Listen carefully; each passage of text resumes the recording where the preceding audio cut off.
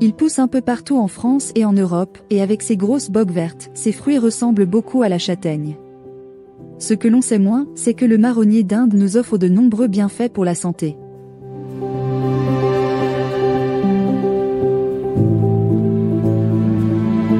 Contrairement à sa cousine la châtaigne, le marron d'Inde est en fait la graine non comestible du marronnier commun. Elle est enserrée dans la capsule épineuse, ou bogue, que l'on connaît bien. Quant à l'arbre, le marronnier commun appartient à la famille des Hippocastanacées, et il est originaire de la région des Balkans, d'où il s'est répandu ensuite en Europe à partir du XVIIe siècle. Son appellation trouve son origine dans la ressemblance avec les marronnées, mot italien désignant les grosses châtaignes. L'arbre est également connu sous d'autres appellations, comme par exemple marronnier commun, marronnier blanc, ou encore châtaignier des chevaux. Le marronnier peut vivre pendant plus de 300 ans et atteindre jusqu'à 30 mètres de hauteur.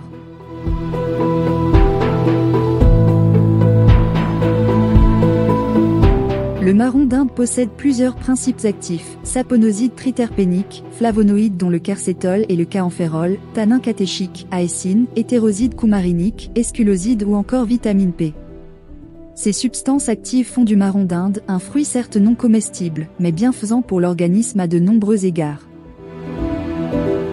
Vénotrope, le marron d'Inde est traditionnellement utilisé entier pour lutter contre l'insuffisance veineuse.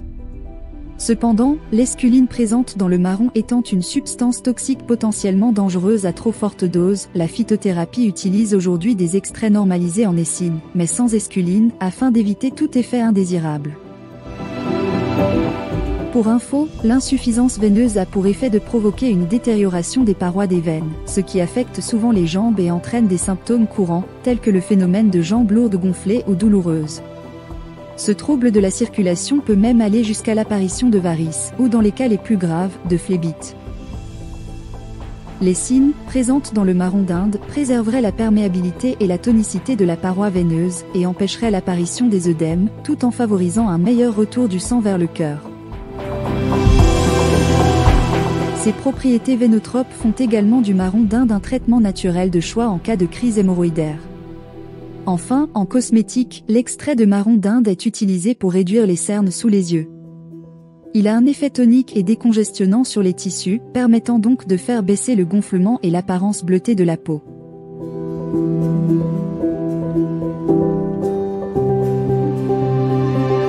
De nombreuses méta-analyses ont repris et synthétisé les différents travaux concernant les propriétés vénotropes du marron d'Inde.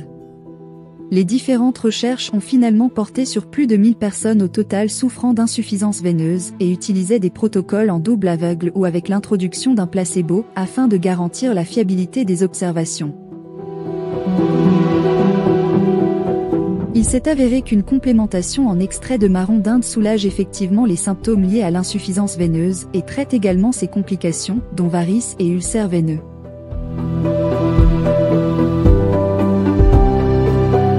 D'autre part, un regroupement de 5 essais cliniques ont utilisé l'extrait frais de marron d'Inde sous forme de teinture mère, de gélules ou encore de pommade, afin de comparer les résultats des différentes formes de préparation. Là encore, les résultats sont ressortis consistants, car les 3 types de prescriptions se sont révélés efficaces sur les sujets souffrant d'insuffisance veineuse chronique, ainsi que sur les personnes souffrant de varicose. Les 3 types de traitements ont permis une réduction significative de l'œdème au niveau des jambes, une baisse des douleurs et des lourdeurs, ainsi qu'une nette diminution des démangeaisons. Dans le cas de crise hémorroïdaire, les tests ont montré qu'un extrait de 3 fois 40 mg par jour d'écine, composé actif principal du marron d'Inde, entraînait une baisse significative de la taille, du gonflement, des saignements et des douleurs associées, dès la première semaine de traitement.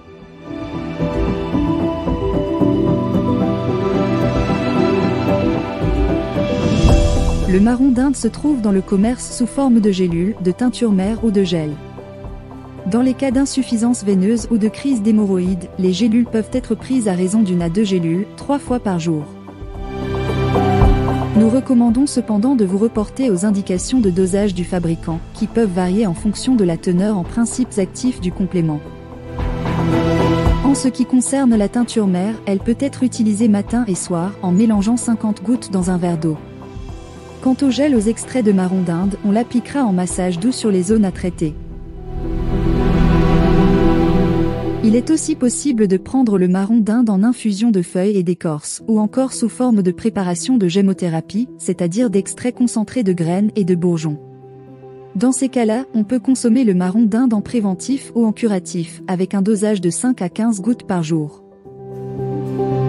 Les effets bénéfiques du marron d'Inde sont reconnus par l'Organisation mondiale de la santé et par la Commission européenne.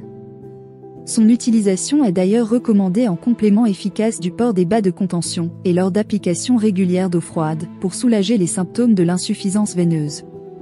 Sans aucun danger pour la santé et disponible sous de multiples formes, le marron d'Inde est un traitement naturel efficace dont vous devriez profiter en cas de besoin. Abonnez-vous à notre chaîne, aimez cette vidéo et partagez-la à volonté.